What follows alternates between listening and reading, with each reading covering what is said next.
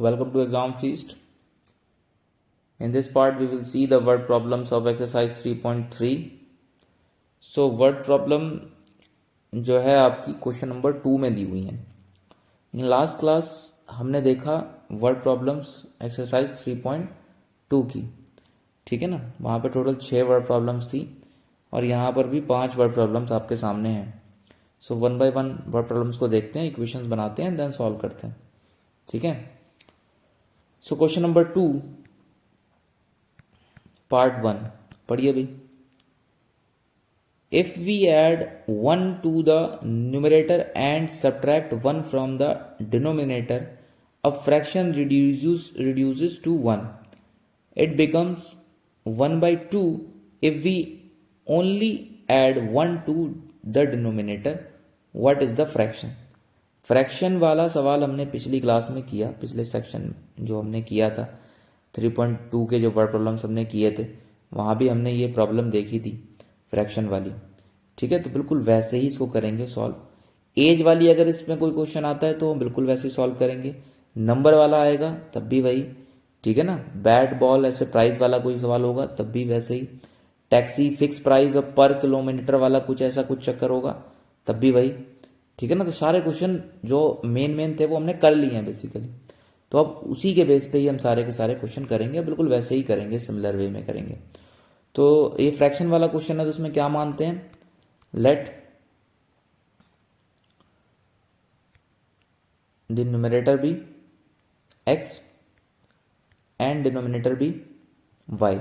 तो फ्रैक्शन क्या हो जाएगा, फ्रैक्शन हो जाएगा आपका x upon y. Clear, this is a fraction. Now according to question, question क्या कह रहा है पढ़िए फिर से. If we add 1 to the numerator, तो न्यूमरेटर में आपने 1 जोड़ दिया, and subtract 1 from the denominator, denominator से 1 माइनस कर दिया. अब फ्रैक्शन रिड्यूसेस टू 1, ये जो फ्रैक्शन है वो 1 बन जाएगा, फ्रैक्शन है वो 1 हो जाएगा, ठीक है. फिर क्या करते थे, नीचे 1 मान लेंगे, ठीक है. क्रॉस मल्टीप्लाई करेंगे इस केस से इस केस से. So this will become x plus 1 is equal to y minus 1. So this will become x minus y minus 1 minus 1.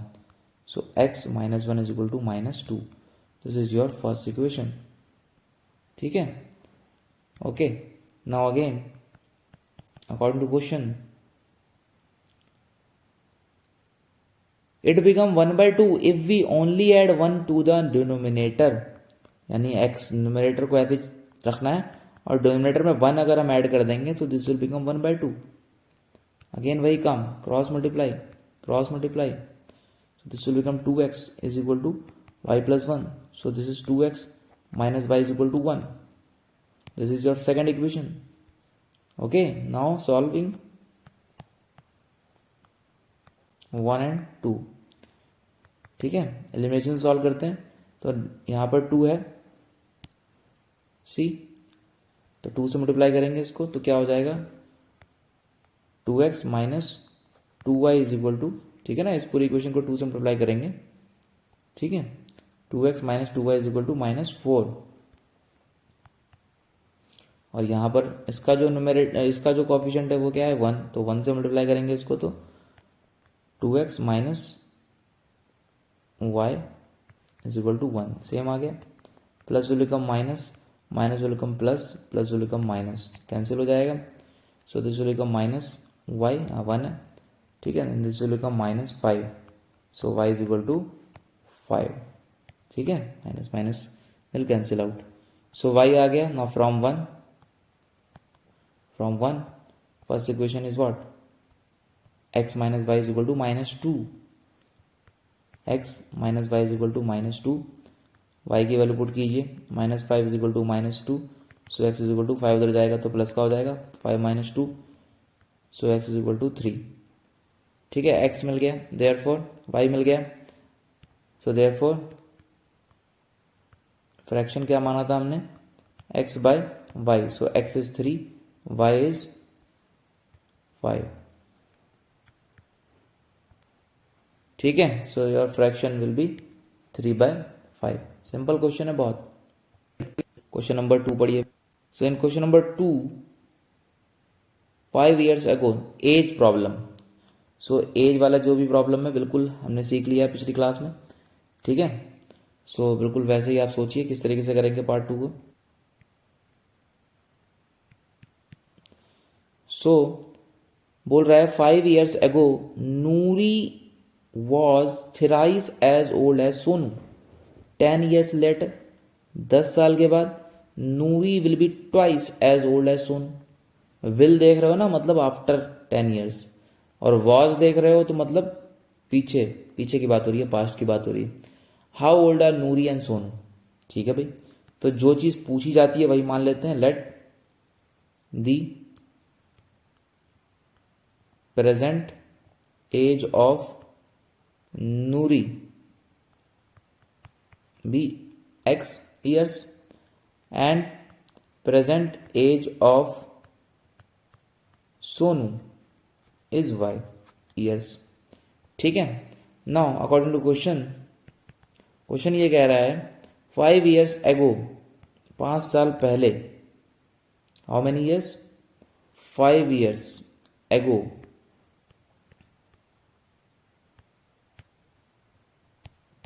5 साल पहले नूरी की एज क्या हो जाएगी? x minus 5. और सोनू की एज क्या हो जाएगी?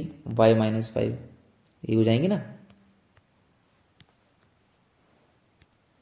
तो 5 साल पहले नूरी की एज हो जाएगी x माइनस 5 और सोनू की एज हो जाएगी y माइनस 5. और क्वेश्चन क्या कह रहा है? 5 साल पहले नूरी की जो एज है वो सोनू की एज से 3 गुना है, थ्राइस है. तो यहाँ मल्टीप्लाई में क्या आ जाएगा? 3. फिर क्या करते थे हम लोग? मल्टीप्लाई कराते थे. So x minus 5 is equal to 3y minus 15. So x minus 3y is equal to, ये 5 उधर जाएगा तो प्लस का हो जाएगा. So minus 15 plus 5. So x minus 3y is equal to minus 10. So this is your first equation. Clear? Now again according to question, अब question में क्या कह रहा है? 10 years later, मतलब 10 साल के बाद. सो आफ्टर 10 years, तो 10 साल के बाद नूरी की एज क्या हो जाएगी? x plus 10. और सोनू की एज क्या हो जाएगी? y plus 10.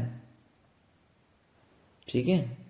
So this is Noori's age and this is Sonu's age according to question. Question क्या कह रहा है? Noori's will be twice as old as Sonu. तो ट्वाइस बोल रहा है, यानी कि डबल बोल रहा है, 2 गुना. ठीक है. तो अब इक्वेशन क्या बन जाएगी? x plus 10 is equal to, multiply कराइए. So this is 2y plus 20. So x minus 2y 20 minus 10. 10 को उधर भेजिए, y वाले टर्म को इधर लेके आइए. x minus 2y is equal to 10. So this is your second equation. ठीक है. तो x माइनस 3y, यहाँ पे कोफिशिएंट क्या है? 1. और यहाँ पे कोफिशिएंट क्या है? 1. तो सिंपल सॉल्व करेंगे इसको.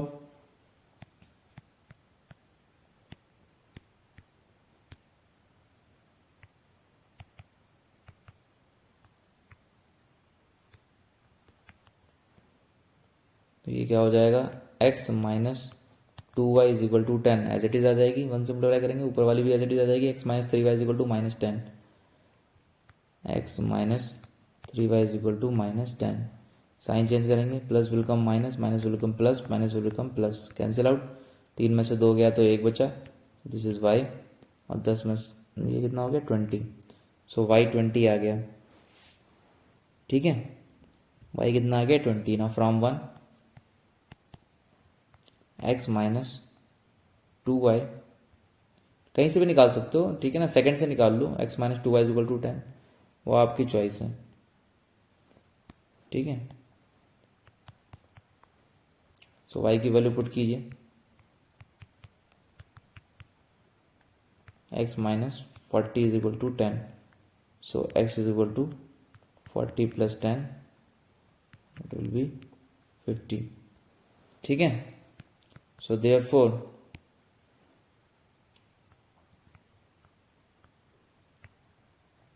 Present age of Noori is equal to x is equal to 50 years. तो नूरी कितने साल की है?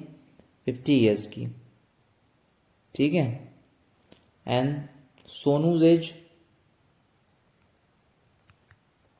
प्रेजेंट एज ऑफ सोनू हमने y मानी थी और y की वैल्यू कितनी आई अभी ऊपर 20, so y is 20, so Sonu's age is 20 years. Clear है भाई? सिंपल क्वेश्चन है।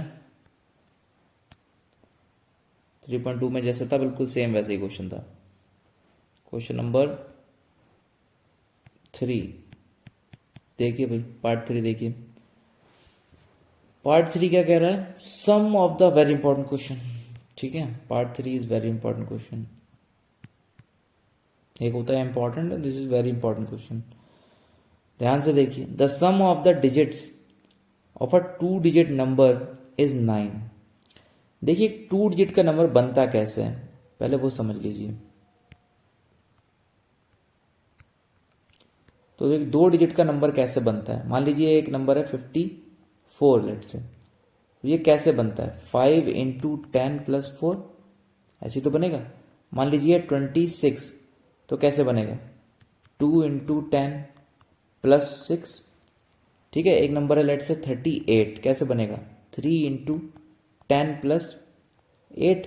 तो यहाँ पे 2 डिजिट हैं बेसिकली, ठीक है ना। इसको बोलते हैं वंस,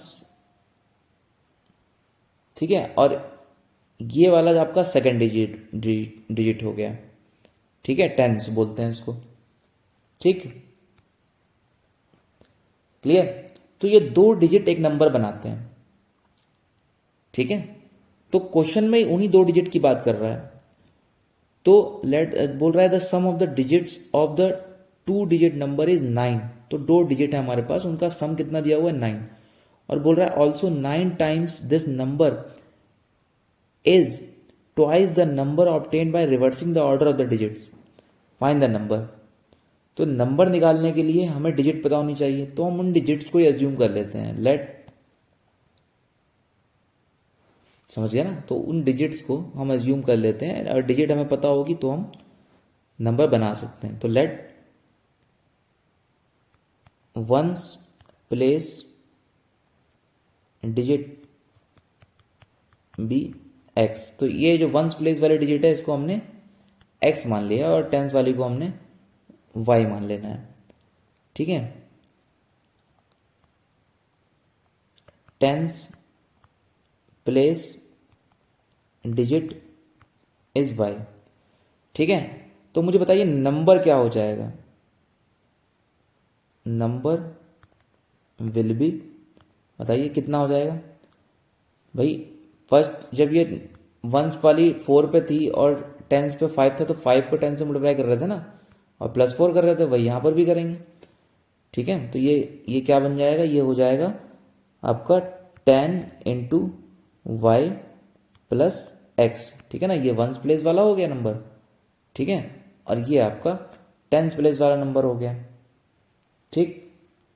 ओके, तो टेंस प्लेस को हमने 10 से मल्टीप्लाई कर देना है और वंस प्लेस वाले को 1 से मल्टीप्लाई करना है, तो सेम ही आएगा। तो नंबर क्या हो गया? 10y। तो नंबर हो गया आपका 10y plus x. So this is your number, ठीक है। अब अकॉर्डिंग टू क्वेश्चन में क्या कह रहा है? 2 बातें बोल रहा है। पहली ये बात बोल रहा है कि दोनों डिजिट का जो सम है वो आपको दिया है, यानी कि x प्लस वाई को जोड़ने पर कितना मिल रहा है? 9। तो ये तो सीधी सीधी एक इक्वेशन दे दी, फर्स्ट इक्वेशन, ठीक है ना। अब क्वेश्चन में जो दूसरी बात कह रहा है वो बहुत अच्छी बात है। वो ये कह रहा है कि 9 टाइम्स द नंबर इज, यानी कि ये जो नंबर आपने अभी बनाया है 10y प्लस एक्स, ठीक है, इसका 9 टाइम्स करें अगर आप, तो आपको क्या मिलेगा? तो आपको मिलेगा twice the number obtained by reversing the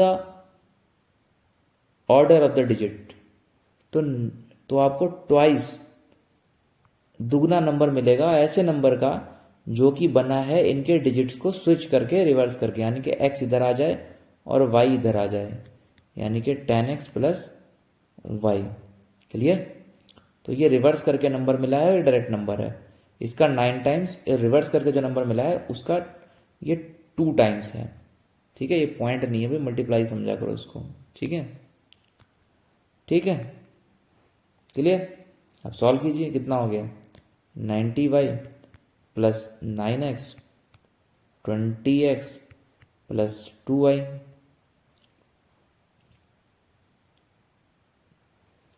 ये 2y इधर आएगा, ये भी इधर ही ले लो। ये कितना बन गया? 90y minus 2y plus 9x minus 20x is equal to 0. So this will become 88y. This will become 11. बीच में से 9 गया तो 11. 11x is equal to 0. So this is your second equation. Clear? यहां से 11 कॉमन भी निकाल सकते हो, ठीक है ना?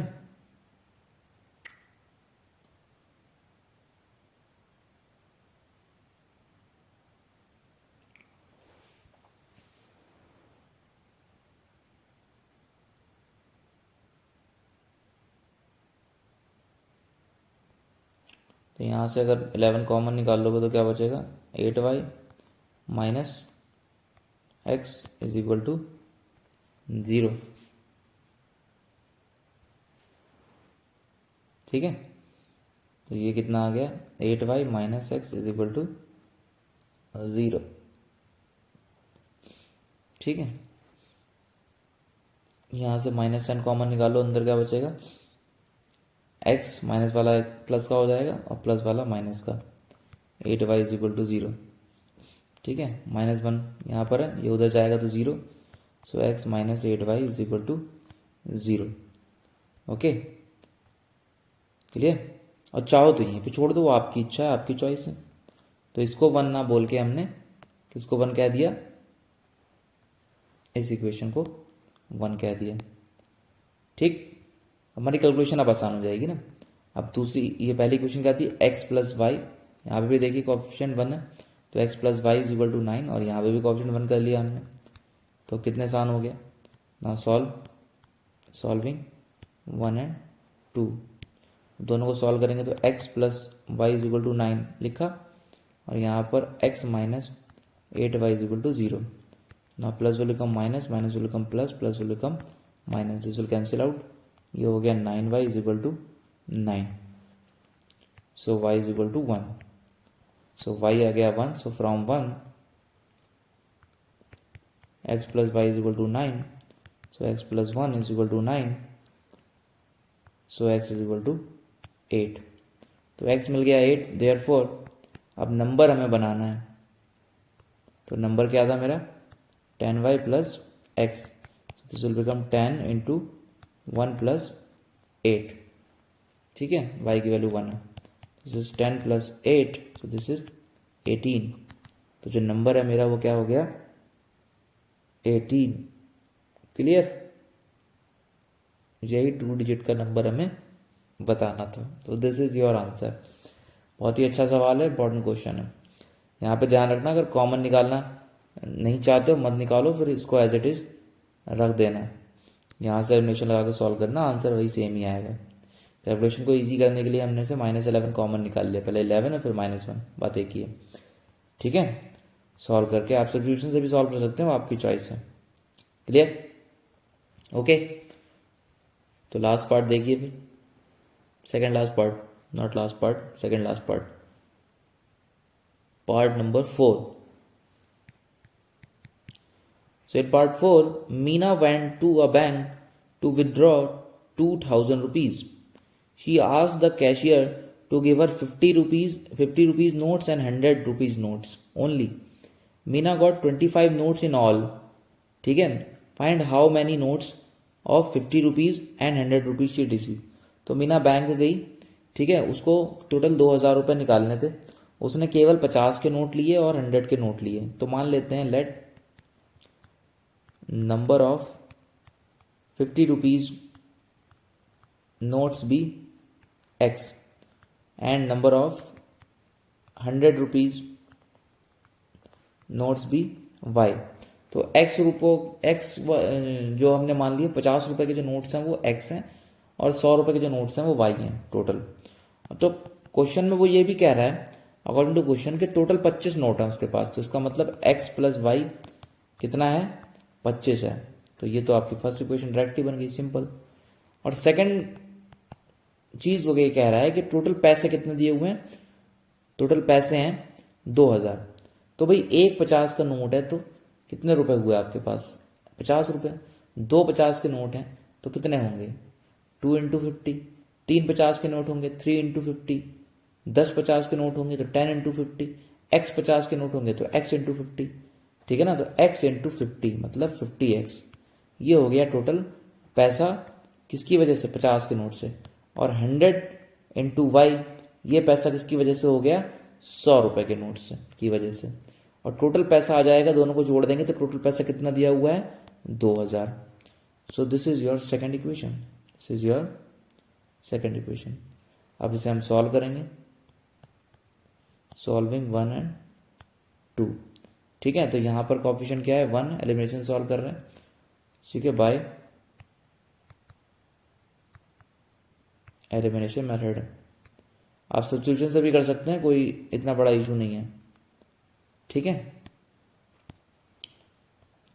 तो कितना आ गया 50x plus 100 y is equal to 2000। अब इसके कोएफिशिएंट से 50 से डिवाइड मल्टीप्लाई करेंगे तो 50x 50y 50 इंटू 25, सो 50x प्लस 50y, ठीक है। एंड ये कितना हो गया 50, 50 को 25 से मल्टीप्लाई करो ना, ठीक है। ये कितना हो गया 1250, कितना आ गया 1250।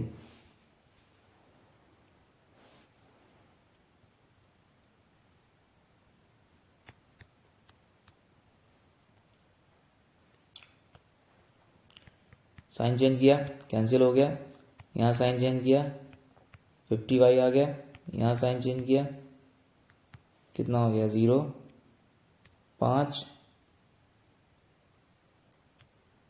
7, ठीक है। सो y is equal to 750 by 50,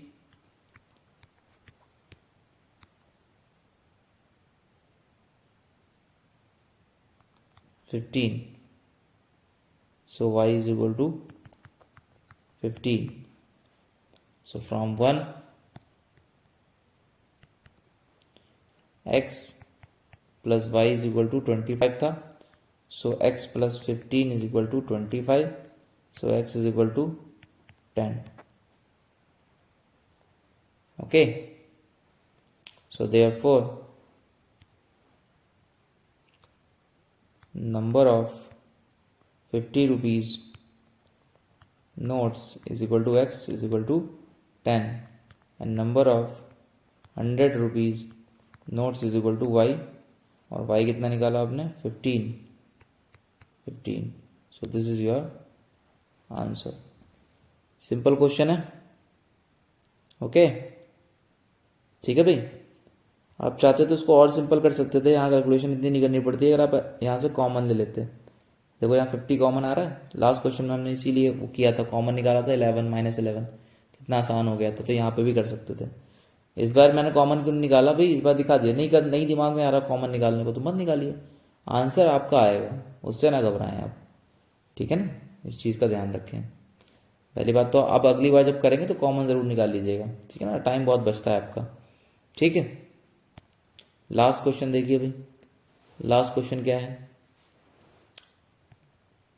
fifth part. A lending library has a fix charge for the first 3 days। तो पहले 3 दिन के लिए एक फिक्स चार्ज है, 3 days के लिए एक फिक्स चार्ज है, ठीक है। एक लाइब्रेरी है, उसमें पहले 3 दिन के लिए एक फिक्स चार्ज देना पड़ता है, and an additional charge for each day thereafter. उसके बाद में पर डे, उसके बाद पर डे का कोई चार्ज है, ठीक है।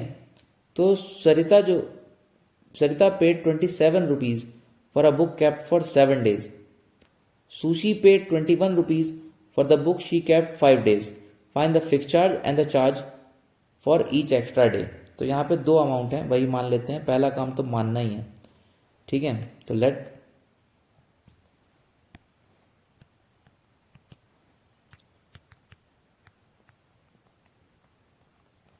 fixed charge is x and charge for per day by, ठीक है। तो पहले केस में क्या हो रहा है,